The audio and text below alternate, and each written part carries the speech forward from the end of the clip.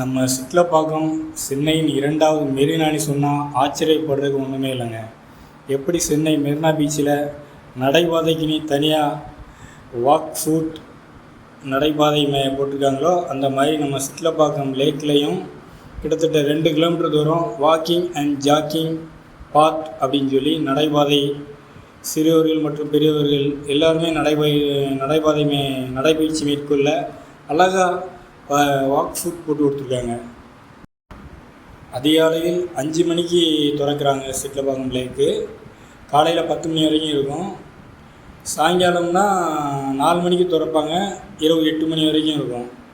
அதனால் காலையில் சூரிய உதயம் பார்க்குறதுக்கும் அருமையான இடம், சாயங்காலம் சூரிய அஸ்தமனம் பார்க்குறதுக்கும் அருமையான இடம். இது போக குழந்தைகள் விளையாடுறதுக்கு, பெரியவங்க ஜிம் மற்றும் ஒர்க் அவுட் ஃபிட்னஸ் பண்ணுறதுக்கு நிறைய விளையாட்டு உபகரணங்கள் இருக்குதுங்க.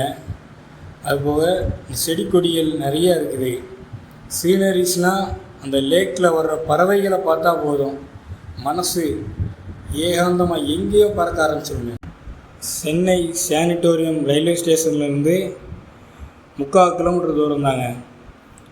சானிட்டோரியம் ரயில்வே ஸ்டேஷனில் இறங்கி அதில் ஒரு ஆட்டோ எடுத்து வந்தீங்கன்னா போதும், 3/4 கிலோமீட்டர் தூரத்தில் நம்ம சென்னை லேக் ஏரியா வந்துடலாம். அருமையான இடம். பொழுதுபோக்குறதுக்கு வீக்கெண்டும்பாங்களா, சனி ஞாயிறு மற்றும் தீபாவளி பொங்கல் பொழுதுபோக்குறதுக்கு